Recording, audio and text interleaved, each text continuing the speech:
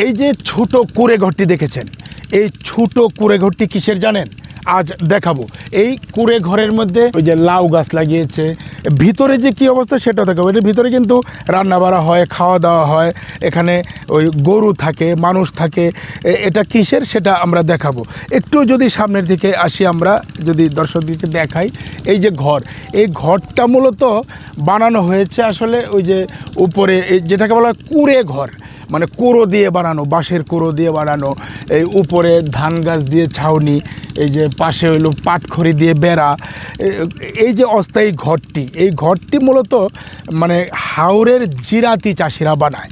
এবং আপনি হাওরের যেদিকে এখন তাকাবেন দেখবেন কিছু দূরে দূরে, ওই 1 কিলোমিটার 2 কিলোমিটার হাফ কিলোমিটার দূরে দূরে এই জিরাতি ঘর।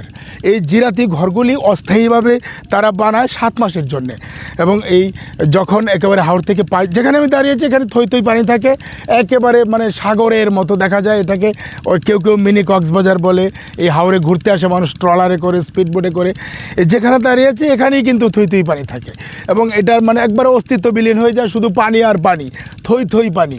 কিন্তু এখন এখানে ধান চাষ হয়েছে, এই কৃষকরা ধান চাষ করছেন এবং এই ধান চাষ করার জন্যে যারা এই হাওরে স্থায়ীভাবে এসে থাকেন 7 মাস, এই কুঁড়ে ঘরটা বানিয়ে তাদেরকে বলা হয় জিরাতি কৃষক। এবং এটা জিরাতি ঘর।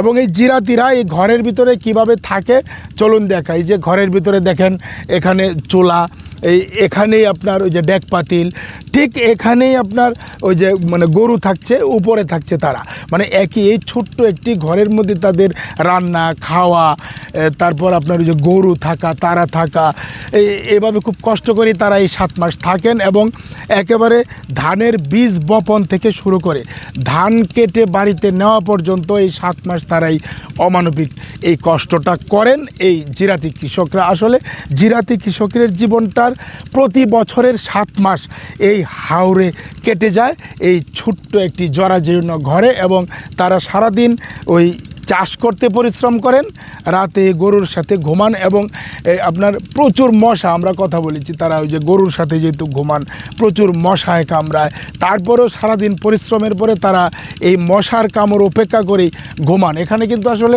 কোনো টয়লেট নেই, তারা ওই খোলা আকাশের নিচে টয়লেট করেন।